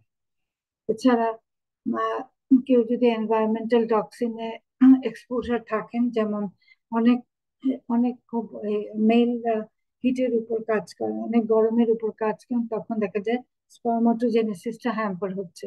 যে সেটাও খেয়াল রাখতে, এটা একটা এনভায়রনমেন্টাল ফ্যাক্টর, সেটা অনেক সময় মানে পরিহার করলে দেখা যায় যে স্পার্মাটোজেনেসিস ভালো হচ্ছে। আচ্ছা, তারপর হলো এইজটা খুব ইম্পর্টেন্ট, অ্যাডভান্স এইজ যেন না হয়। অনেকে আজকাল সোশ্যাল ফ্যাক্টর বলি আমরা, যে ওনার ক্যারিয়ারের কারণে অথবা চাকরি বাকরি পড়াশোনার কারণে উনি বাচ্চা নিচ্ছেন না, অথবা ডেফার করতে চাচ্ছেন প্রেগনেন্সি, সেই ক্ষেত্রে এইজ বেড়ে গেল, এখন এইজ বাইরে যাওয়ার জন্য যে এগ কমে গেল, বোথ মেল আর ফিমেল দুজনের ক্ষেত্রে, অথবা এগ ঠিক আছে, কোয়ালিটি অফ এগ কমে যায়, কাজেই সেই ক্ষেত্রে এটাকে তো ওভারকাম কিভাবে করবো? কাজেই সেই ক্ষেত্রে আমার খেয়াল করতে হবে যেন অ্যাডভান্স এইজ না হয়। এছাড়া যেমন ফার্টিলিটি প্রিজার্ভেশন যে প্রসিজিওর আছে, এগুলো সম্বন্ধে অ্যাওয়ারনেস তৈরি করতে হবে, জানতে হবে। যে কেমোথেরাপি পাচ্ছে, রেডিওথেরাপি পাচ্ছে, তার এগ গুলো নষ্ট হয়ে যাচ্ছে, ড্যামেজ হয়ে যাচ্ছে, শেষে সেই এগ দিয়ে আর কখনো সে ফাদার বা মাদার হতে পারবে না। সেটা একটা সব যারা ফার্টিলিটি ট্রিটমেন্ট করেন, অথবা যদি কোনো ক্যান্সারের পেশেন্ট আপনাদের কাছে আসে রিপ্রোডাক্টিভ এইজে, আপনারা কিন্তু খেয়াল করে ফার্টিলিটি প্রিজার্ভেশনের কথা বলবেন। ঢাকায় অনেক সেন্টার আছে আমরা যেখানে ইনফার্টিলিটি ট্রিটমেন্ট করি, আমরা এই ফার্টিলিটি প্রিজার্ভেশনেরও ব্যবস্থা রয়েছে। সেইভাবে পেশেন্টকে কাউন্সিলিং করে তার স্পার্ম অথবা এগ অথবা এমব্রিও তৈরি করে রাখা যায়, যাতে পরবর্তীতে সে যখন প্রেগন্যান্সি চাবে আফটার ট্রিটমেন্ট, ক্যান্সার ট্রিটমেন্টের পরে তাকে যেন সেভাবে সে এটা থেকে বঞ্চিত হবে কেন। কারণ ক্যান্সার ট্রিটমেন্টের পর তো সার্ভাইভাল রেট ভালো, সে তো তার লাইফটা অনেক দিন কাটিয়ে নেবেন সুন্দরভাবে সহজভাবে। সেই ক্ষেত্রে যদি আমরা, সে তখন ভালো হলেই, তার জীবনটা যখন তার ভালো হবে তখন ক্যান্সার রিকভারির পরেই সে চাইবে যে আমার ফ্যামিলি লাইফটা চাই, তখনই তো ওর তখন ফার্টিলিটি প্রিজার্ভেশনের প্রশ্ন আসছে। অথবা যদি ওভারিতে হরমোনটা যদি আমরা আর্লি যদি নষ্ট করে ফেলি, যেমন ওর ইস্ট্রোজেন প্রজেস্টেরন আসলো না, সে তো আর্লি মেনোপজে চলে গেল, তো এই মেনোপজের ইফেক্টটা খুব আর্লি তাকে ফেস করতে হলো, সেটা থেকেও তাকে প্রিভেন্ট করা যায়। এবং যদি সেক্সুয়ালি ট্রান্সমিটেড ডিজিজ থাকে সেগুলো যেন ঠিক মতো ট্রিটমেন্ট করা হয়। Thank you all. আশা করি বোঝা গেছে। আপনাদের কোনো কোয়েশ্চেন থাকলে বলতে পারেন, এখন তো 15-20 মিনিট আছে, বলতে পারেন।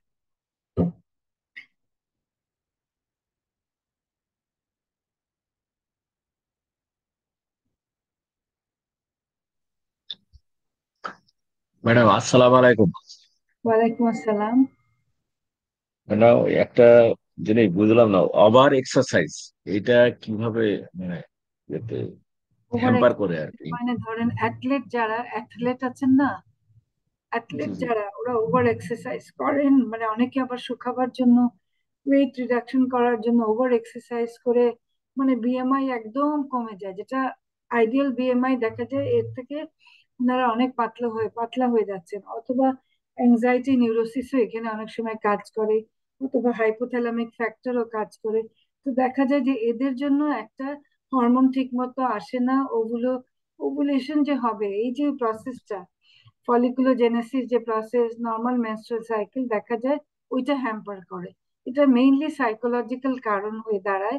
তো সেই ক্ষেত্রে ওভুলেশন হয় না, অথবা স্পার্মাটোজেনেসিসে হ্যাম্পার করে এইভাবে। ম্যাডাম, ওই যে ওবেসিটি এবং ওভারওয়েট এটাও কি এরকম?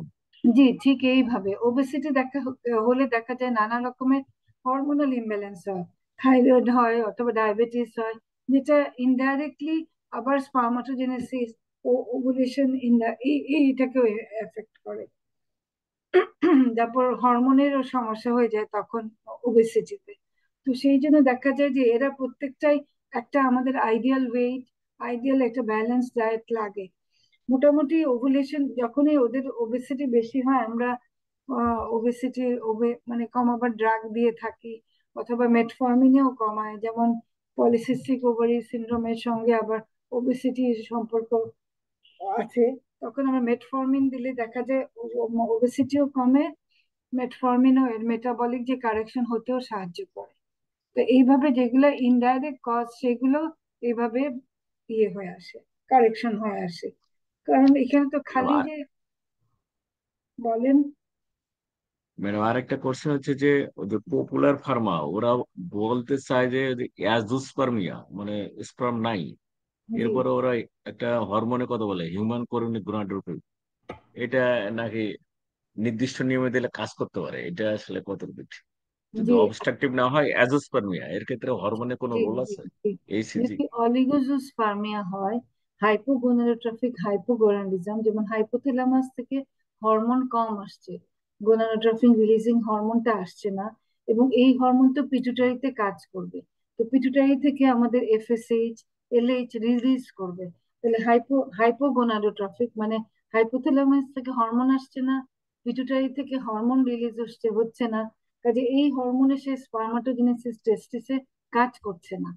কাজে আমার যদি এই হরমোনটা কখনো কম হয়, তো সেটার রিপ্লেসমেন্ট বা সারোগেসি হতে পারে এই যে এইচসিজি বা এইচএমজি বা এফএসএ, যেটা পপুলার বের করেছে।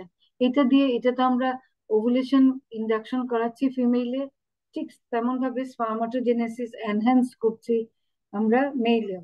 কাজে নন অবস্ট্রাকটিভ বা অবস্ট্রাকটিভ এজোস্পার্মিয়ায় অথবা অলিগোজোস্পার্মিয়ায় আমাদের এই ড্রাগ দিলে, অথবা যদি আমি ডেফিনেট বুঝি যে ওর অ্যাজোস্পার্মিয়া অথবা অলিগোজোস্পার্মিয়া হাইপোগোনাডোট্রফিক হাইপোগোনাডোট্রফির জন্য, তাহলে সেই ক্ষেত্রে অবশ্যই কাজ করে।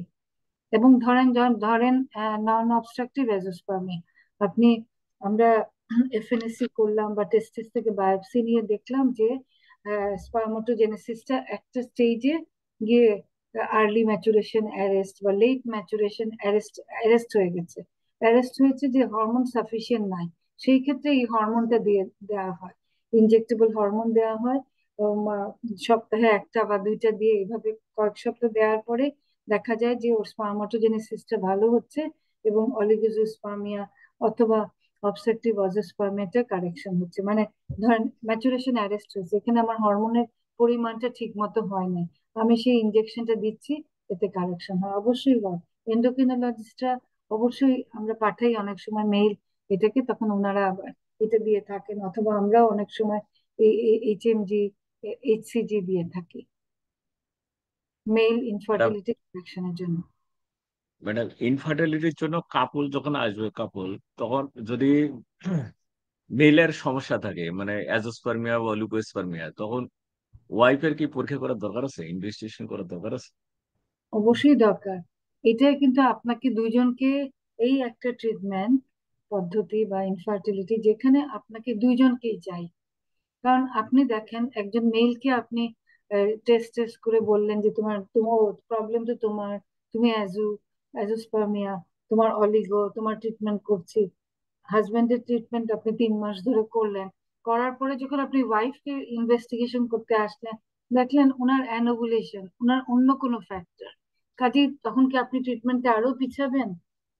সেটা হয় না। এখানে এই একটা ট্রিটমেন্ট যেখানে আপনার দুজনকেই প্রয়োজন। হ্যাঁ, দুজনকেই প্রয়োজন। আমরা কিন্তু দুইটা ফাইল দিই সব সময়, একটা হাজবেন্ডের জন্য, একটা ওয়াইফের জন্য, যেন হাজবেন্ডরাও মনে করে যে ওনারও ট্রিটমেন্ট দরকার, ট্রিটমেন্ট প্রয়োজন এটা, এবং ট্রিটমেন্ট নিতে হবে। এবং ওয়াইফের তো নিতেই হবে, কারণ আমাদের দেশের প্রেক্ষাপটে বাচ্চা না হলে প্রথমেই ধরা হয় যে মহিলার সমস্যা, মহিলাকে আগে সব করো, টেস্ট করো, তারপর গিয়ে। কিন্তু এখানে তো নাই, কিন্তু 50% মেল 50% ফিমেল, ইকুয়ালি দায়বদ্ধ, তাই না? কাজে সেই ক্ষেত্রে আমরা দুইজনকে আমরা একই সাথে ইনভেস্টিগেশন, পরীক্ষা নিরীক্ষা একই সাথে টেস্ট করি। আপনাকে যদি বলা হয় যে একটা কাপল আসলো, সবচেয়ে সিম্পল টেস্ট কোনটা? সবচেয়ে সিম্পল সিমিলার টেস্ট ইনভেসিভ হলো সেমেন অ্যানালাইসিস। তো সেটাই তো করানো ডিফিকাল্ট হয়ে যায়, দেখা যায় ওনারা করতে চায় না, বা ভাবে যে আমি তো ঠিক আছি, সব দিক দিয়ে ভালো, আমার তো কোনো সমস্যা নাই। কিন্তু আসল যে সমস্যা কোথায় সেটা তো বুঝে বুঝে উঠতে পারছেন না। সেই জন্য দুইজনকেই সমানভাবে প্রথম থেকে ইনভেস্টিগেশন এবং অসুবিধা থাকলে একই সাথে ট্রিটমেন্ট করা উচিত। ম্যাডাম সিমেন অ্যানালাইসিসে যদি নর্মাল স্টাডি হয়, তাহলে তো টেস্টিকুলার বায়োপসি করার দরকার নেই নাকি? না, না, কোনো দরকার না, একটা সিমেন অ্যানালাইসিস সবকিছুই আছে, অসুবিধা নাই। যদি স্পার্ম কাউন্ট, আমরা স্পার্ম কাউন্ট দেখি, মোটিলিটি দেখি, মরফোলজি দেখি, মোটামুটি ভালো থাকলে, নর্মোজুস্পার্মিয়া থেকে নর্মোজুস্পার্মিয়া বলি, তাইলে আর ফার্দার ছেলেদের দরকার হয় না, এক্সেপ্ট আপনার কিছু বেসিক ব্লাডের টেস্ট, ব্লাড সুগার, এইগুলো। ম্যাডাম মেইলের। জি। আরেকটা কোশ্চেন হচ্ছে যে আমার মাথায় আসে না, সেটা হচ্ছে যে ফার্টিলাইজেশন করার জন্য একটা স্পার্মে যথেষ্ট, কিন্তু সিমেন অ্যানালাইসিসে একটা নির্দিষ্ট পরিমাণ, মানে না থাকলে, স্পার্ম না থাকলে, মানে ফার্টিলিটিটা মানে কম রেট হয়। এটার আসলে মানে এইটা ব্যাখ্যাটা কি হচ্ছে, দিচ্ছেন? এইটা নিয়েই তো ট্রিটমেন্ট দিতে হলো হলো যে আমরা যে ইয়ে করি, যে অনেক আমরা দেখি না, যখন আইভিএফ করা হয়, যখন আমরা ডিশের মধ্যে একটা এগ নেই, তখন আমরা অনেক কয়েক মিলিয়ন আমরা স্পার্ম ছেড়ে দিই, কিন্তু দেখা যায় যে একটাই ঢুকতে পারে, অন্যান্য গুলো পাশে থাকে, ওরা হয়তো জোনাল চেঞ্জ করে, কিন্তু মেইন যেটা, একটা স্পার্ম দেখা যায় ঢুকেছে। সবাই কিন্তু ঢুকতে পারে না, ঢুকলে তো অনেকগুলো বেবি হয়ে যাবে বা ডিফেক্টিভ এমব্রিও হবে। দেখা যায় একটাই ঢুকতে পারে এবং একটাই ফার্টিলাইজেশন হয়। তেমনি আমাদের ইক্সির বেলায় আমরা বলি যে যদি কারো একটা দুইটা স্পার্মও থাকে, সেটা দিয়ে আপনি একটা এগের মধ্যে ইনজেক্ট করে আপনি একটা ফার্টিলাইজেশন এমব্রিও তৈরি করতে পারেন। কাজেই এটা হলো একটা ইয়ে যে অনেক একটা নির্দিষ্ট মিলিয়নে থাকতে হবে, এর কম হলে ওরা ওরা যে অ্যাসোসিয়েটেড চেঞ্জ করবে সেটা হবে না, অথবা একটা যেটা ডমিনেটিং স্পার্ম সেটা হয়তো ঢুকতে পারবে না। সেই জন্য আমাদের, কারণ স্পার্ম থাকলেই হয় না, ওদের নিজস্ব মোটিলিটি থাকতে হয়, ওদের মরফোলজি থাকতে হয় ঠিক মতো, তারপর সে ফার্টিলাইজ করে। আপনারা দেখবেন সেমিন অ্যানালাইসিসে স্পার্মের চেহারা দেখবেন যে কোনো মাথা বড়, কারো বডিটা বড়, কারো লেজ ছোট। কাজেই নর্মাল মরফোলজি দেখবেন কত, মাত্র কয়টা ভালো, আপনি এর মধ্যে স্টাডি করলেই দেখতে পারবেন। কাজেই সেইটা মানে সাকসেসফুল ইয়ে হতে হলে স্পার্মের মরফোলজি, মর্টিলিটি, স্পার্ম কাউন্টও সাফিসিয়েন্ট থাকতে হবে। কিন্তু ইক্সির আরেকটা বেলায় ম্যাডাম, আপনি একটা দুইটা নিয়েই ঢুকিয়ে দিচ্ছেন, সেই ক্ষেত্রে স্পার্ম কষ্ট করে ঢোকা লাগছে না, আপনি একদম মানে নিউক্লিয়ার ফিমেল সেলের মধ্যে দিয়ে দিচ্ছেন। আরেকটা ম্যাডাম হচ্ছে স্পাম একেবারে সার্ভিক্সের মানে একেবারে হাই লেভেলে মানে না, স্পাম না যেতে পারে, এটা কি মূলত ইম্পর্টেন্সই ম্যাডাম নাকি? না, এটা মানে যারা ইম্পর্টেন্সি ইম্পর্টেন্ট। না। ইম্পর্টেন্ট না, ইম্পর্টেন্ট মানে সে ইয়ে দিতে পারে না, ইজাকুলেশন করতে পারে না, বা কপুলেশন করতে পারে না, ওয়াইফের সঙ্গে থাকতে পারে না। আর এটা হলো আমরা আইইউআই এর মাধ্যমে তখন যারা একদম পারে নানা রকম ট্রিটমেন্ট দেওয়া হয়, ড্রাগ দেওয়া হয় যেন সে ওয়াইফের সঙ্গে থাকতে পারে। একদম না পারলে সেই ক্ষেত্রেও আমরা ইলেকট্রো ভাইব্রেটর থাকে, অন্যান্য পদ্ধতির মাধ্যমে সিমেন্ট কালেক্ট করে সেটাকে আমরা আইইউআই এর মাধ্যমে দিয়ে দিতে পারি, ভিতরে ইউটেরাসের ভিতরে দিয়ে দিতে পারি।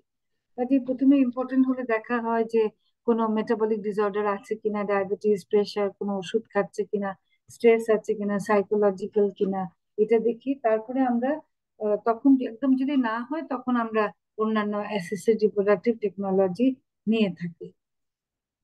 আমার আজকে ম্যাডাম, এর মধ্যে একজন পেশেন্ট আসছিলেন, আপনাদের বলি তো, উনি বলছেন যে যে ওয়াই আই এম নট মানে প্রেগনেন্ট হলো না কেন। ইফ মানে হাজবেন্ড ওয়াইফ থাকাটা যদি একটা ফ্যাক্টর হয়, I have tried 60 to 70 times last month, হ্যাঁ, with my wife, but why I am not why she is not pregnant, but এটাও একটা ফ্যাক্টর। যদি এইভাবে থাকা হয় তাহলে দেখা যায় যে সিমেনের মধ্যে স্পার্মই থাকে না। কাজে আমাকে তো একটা নির্দিষ্ট কনসেন্ট্রেশন স্পার্ম থাকতে হবে। সেই জন্য বলা হয় যে হেলদি অ্যাডাল্ট কাপল উইকলি 2-3 বার থাকবেন হাজবেন্ড ওয়াইফ, তাইলে প্রেগন্যান্সি হওয়ার সম্ভাবনা আছে। তো উনি যেহেতু এটা ইগনোরেন্ট ছিলেন, যে উনি ভাবছেন যে আমি ডেইলি যদি থাকি, আর ফিমেলের তো একটা ফার্টাইল পিরিয়ড থাকে, মেইলের নাও থাকে ফার্টাইল পিরিয়ড, সেভাবে থাকে না। তো ওই উনি উনি ভাবছেন যে আমি ডেইলি থাকলে ডেইলি আমি যে কোনো সময় আমি ফার্টিলাইজ করতে পারবো। কিন্তু ওনার তো শেষের দিকে দেখা যাবে যে সিমেনের স্পার্মই নাই, কারণ স্পার্মোটোজেনেসিস হতেও তো সময় লাগে। কাজেই 70 to 90 ডেজ লাগে স্পার্মাটোজেনেসিসের জন্য। কাজেই উনি যা স্পার্ম ছিল সিমিনে তা তো ওনার শেষ হয়ে গেল। কাজে ওনাকে এই এই যে এইসব জিনিস সম্বন্ধে একটু জ্ঞান দেওয়া, কাউন্সিলিং এর এই যে মোস্ট ইম্পর্টেন্ট যেটা আমি বলতে ভুলে গেছি, যেটা কাউন্সিলিং। আপনি যখন একটা কাপল আসে, আমরা যখন প্রথমে কাউন্সিলিং করতে হয়, যখন আমরা হিস্ট্রি নেই তখন আমরা বুঝতে চেষ্টা করি যে কি ইয়ে, কি অসুবিধা। ডায়াগনোসিসের পরে আবার ভালো করে কাউন্সিলিং করতে হয় ট্রিটমেন্টের জন্য। এইসব হয়তো একটা কথায় কাউন্সিলিং করলেও দেখা যায় যে ওনার হয়তো ট্রিটমেন্টটা হয়ে যায়, অথবা ওনারা হয়তো থাকেন না, বিদেশে থাকেন, ফার্টাইল পিরিয়ডে আসেন না। এটা সবচেয়ে ইম্পর্টেন্ট হলো কাউন্সিলিং, সেটা আমি বলতে ভুলে গেছি, যেটা number 1 for treatment for infertility, কিন্তু কাউন্সিলিং করাটা, পেশেন্টকে বোঝানো, হাজবেন্ডকে বোঝানো, ওয়াইফকে বোঝানো কি কারণে হচ্ছে না এবং কি কি অপশন আছে, কিভাবে কি ট্রিটমেন্ট করলে, কি প্রিভেনশন করলে প্রেগনেন্সি হতে পারে। ওইটা কাউন্সিলিংটা ম্যাডাম, আপনারা অনেক ভালো করতে পারেন। আমাদের দেশে ম্যাডাম ফ্রুকটোজ কন্টেন্ট স্পাম এই টেস্টটা কি হয় মানে? জি, ফ্রুক্টোজ টেস্ট হয়, ফ্রুক্টোজ টেস্ট হয়। জি। ফ্রুক্টোজ না থাকলে আর আমরা ম্যাডাম, অবস্ট্রাকটিভ ধরি। আর যাদের ইম্পর্টেন্সি আছে, যদি তাদের হচ্ছে যে পেনিসের সমস্যা থাকে, পেনাইল, জি বাংলাদেশে কি ইমপ্লান্ট করা হয়? মানে চায়না বা অন্যান্য দেশে নাকি ইমপ্লান্ট করা হয় আর কি, জি মানে জি জি যাতে পেনিস, এটা কি আমাদের বাংলাদেশে দেশে হয় না? ইউরোলজিস্টরা মানে অন্যান্য গুলো, যেমন ধরেন হাইপোস্পেডিয়াস বা অন্য ফিমোসিস, এগুলো ট্রিটমেন্ট করে থাকেন। পুরা ট্রান্সপ্ল্যান্ট করেন কিনা সেটা সম্বন্ধে অবশ্য আইডিয়া নাই, সাধারণত এটা ইউরোলজিস্টরা করে থাকেন তো। কাজে কিন্তু অন্যান্য অনেক কিছু, যেমন ডাক্টের অবস্ট্রাকশন থাকে সেটার অপারেশন করা, তারপর কোনো কারণে যদি ইজাকুলেটরি ডাক্ট অবস্ট্রাকশন হয় সেটা সিস্টোস্কোপির মাধ্যমে ওটা কেটে ওপেনিং করে দেওয়া, এগুলো ট্রিটমেন্ট হয়। কিন্তু টিউআরডি যেটাকে বলা হয়, বা কোনো অবস্ট্রাকশন থাকলে এপিডিডাইমিস ডাক্টে এগুলো খুলে দেন। ভেসেকটমি করা থাকলে এটা অ্যানাস্টোমোসিস করতে পারেন। আপনি যেটা বলেছেন সেটা আমি এখনো শুনি নাই, হয়তো বাইরের দেশে তো থাকতেই পারে, আমাদের দেশেরটা শুনি নাই।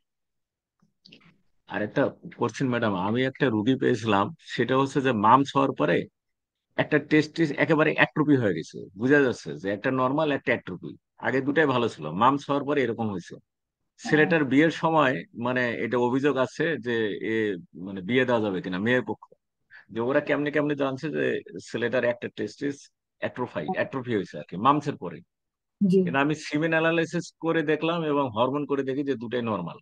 তাহলে এই ও, ক্ষেত্রে কি মানে তার এটা তো খুবই সমস্যা ভালো, হবে? তাহলে যে ওর স্পার্মাটোজেনেসিস এফেক্ট করে নাই, আর একটা টেস্টিস দিয়ে হচ্ছে। কাজে এইটাই বলতে হবে ওদের, যে মেইন তো আমাদের সেমেন অ্যানালাইসিস, তাই না? তো ওইটা যদি জি ঠিক ম্যাডাম। থাকে ইনশাল্লাহ সে প্রেগন্যান্সি মানে আর কোনো অসুবিধা হবে না। আর স্পার্মের অর্কাইটিস হয়ে পার্মানেন্ট ড্যামেজ হয়ে গেলে তো কিছু করার থাকে না। মানে দুটো টেস্টিসের মধ্যে একটা অ্যাট্রোফি হয়েছে আর একটা ঠিক ছিল। জি, তাহলে তো আরেক, আর যেহেতু সেমেন ধরেন টেস্টিস যেটা অ্যাট্রফি, ওটা থেকে আপনি স্পার্ম রিট্রিভ করে পাবেন না। যেটা ভালো চাইলে ওখান থেকে নিতে পারেন এফএমএসসি করার মাধ্যমে, কিন্তু ওটা তো দরকার নেই, কারণ ওর তো সিমেন অ্যানালাইসিস নর্মাল। এটা তো সে জি। ভাগ্যবান, তাই না? কাজে এখানে তো আর হ্যাঁ। ইয়ে হওয়ার কোনো অসুবিধা নাই। কিন্তু টেস্টিসের অন্যান্য অসুখ কিনা সেটা দেখতে হবে, কিন্তু টিবি, কোনো ম্যালিগনেন্সি, এটাও কিন্তু টেস্টিকুলার ক্যান্সার কিন্তু বেশ কমন। আপনারা পাবেন, দেখেন আপনাদের ইয়েতে আজকাল ইয়াং মানে অনেক সময় আসে। মানে ওখানে সমস্যা ছিল যে মানে ওই মেয়ে পক্ষ চাচ্ছিল যে আমি লিখে দেই যে এর কোনো সমস্যা নাই, এরকম এরকম কি লিখে দেওয়া যায়? মানে বিয়ে আগে বিয়ে হয়নি আর কি তখন। না, সমস্যাটা মানে ওর কি কি কি আপনি পেয়েছেন সেটা লিখলেন। মানে ও ও এবং ম্যাডাম ও হচ্ছে যে ও এই জন্যই আছে যে আমার একটা টেস্টিস অ্যাট্রোপি হয়ে গেছে, আগে তো এরকম ছিল না। জি, জি, এখন হচ্ছে যে বিয়ে করা যাবে কি যাবে না, মানে মেয়ে পক্ষ জানতে চাচ্ছিল। আপনি এটা লিখেন যে মানে মানে সে ফার্টাইল কি ফার্টাইল না সেটা তো সিমেন অ্যানালাইসিস এর মাধ্যমেই বোঝা হয়। কাজে সিমেন অ্যানালাইসিস যদি ভালো থাকে, এইটাই নাম্বার ওয়ান প্রুফ যে সে ইনশাল্লাহ প্রেগনেন্সি করতে পারবে। এবং যেটা ওর ফিজিওলজিক্যাল, যেটা মানে যেটা যে প্যাথোলজিক্যালি হয়েছে, সেটার জন্য ওখানে কোনো এফেক্ট করে না। এইভাবে যেটা সত্যি ওইটাই লিখে দেওয়া ভালো। আপনি এক্সামিনেশন করে কি পেলেন সেটা লিখে দেবেন, এবং এটা একটা কমেন্ট করতেও পারেন যে যেহেতু সিমেন অ্যানালাইসিস ভালো, নর্মাল, কাজেই ওর তো আর ওইদিকে ফিমেল ভালো থাকলে তো প্রেগনেন্সি না হওয়ার কোনো সম্ভাবনা নাই। আরেকটা ম্যাডাম, একে পুরুষের ক্ষেত্রে মানে টেস্টোস্টেরন হরমোন লেভেল, তার ক্ষেত্রে কি প্রোল্যাকটিন বেশি হয় সবসময় এরকম কোনো জিনিস? না, প্রোল্যাকটিন হাই হতে পারে, প্রোল্যাকটিন হাই হলে আবার ইনফার্টিলিটি করে, ও আবার গোনাডোট্রফিনকে বন্ধ করে। এই জন্য প্রোল্যাকটিন হাই হলে, আবার প্রোল্যাকটিন হরমোনটা খুব সেনসিটিভ। ধরেন একটু হাইকে কিন্তু হাই বলা হয় না, 3 গুণ হাই হলে আমরা বলি যে হাই প্রোল্যাকটিন। কারণ আপনি যখন একটা নিডল প্রিক করে ওর প্রোল্যাকটিন নেবেন ব্লাড, তখন প্রোল্যাকটিন লেভেল অনেক হাই হয়ে যায়। এটা খুব সেনসিটিভ হরমোন বলা হয়, এই জন্য আমরা 2বার বা 3বার অনেক সময় প্রোল্যাকটিন দেখা হয়। এবং প্রোল্যাকটিন হাই হলে ব্রোমোক্রিপ্টিন, কেবারগলিন এটা দেওয়া হয়, এটা এফেক্ট করে প্রেগন্যান্সিকে, যেমন ছেলেদেরও এফেক্ট করে, মেয়েদেরও এফেক্ট করে হাইপার প্রোল্যাকটিনের মতন। এফএসএইচ এলএইচ গোনাডোট্রফিনকে ওরা বা কমায় দেয়।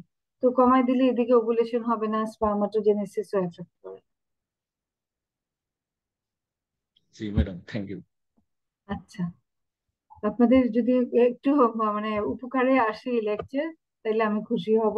ইনশাল্লাহ কখনো কোনো সময় কোনো কিছু মানে জানতে হলে বা বুঝতে হলে আমাকে ফোন করেন, বা ডক্টর শারমিনকে বলতে পারেন। একটু সাহায্য করতে পারলে আপনাদের ভালো লাগবে। জি ম্যাডাম, খুব জি ভালো লাগছে। জি ওকে। আপা, অনেক ধন্যবাদ আপনাকে আপনার সুন্দর লেকচারের জন্য। আর আমার স্টুডেন্ট যারা আছেন তাদেরকেও ধন্যবাদ পার্টিসিপেট করার জন্য। তো আমাদের আগামীকালকে ক্লাসটা তো সবাই জানেন, সকাল 9:30টায়। সেটা হচ্ছে menstrual problems and DUB। এই ক্লাসটি নেবেন হলো প্রফেসর নাহিদ ইয়াসমিন। আর বিকেলে আছে 3টার সময় প্রফেসর রাশেদা সামাদ, উনি child specialist, milestone of development and childhood immunization, common congenital condition. এই এটা হচ্ছে ওনার টপিকস। ঠিক আছে, আপনাদের সবাইকে ধন্যবাদ। সবাইকে ধন্যবাদ। আমি তাহলে অফ যাই, ডক্টর জি শারমিন। আপা, অনেক ধন্যবাদ আপা আপনাকে। থ্যাংক ইউ জি শারমিন। জি আসসালামু আসসালামু আলাইকুম। আলাইকুম। ওয়ালাইকুম আসসালাম। আসসালামু আলাইকুম।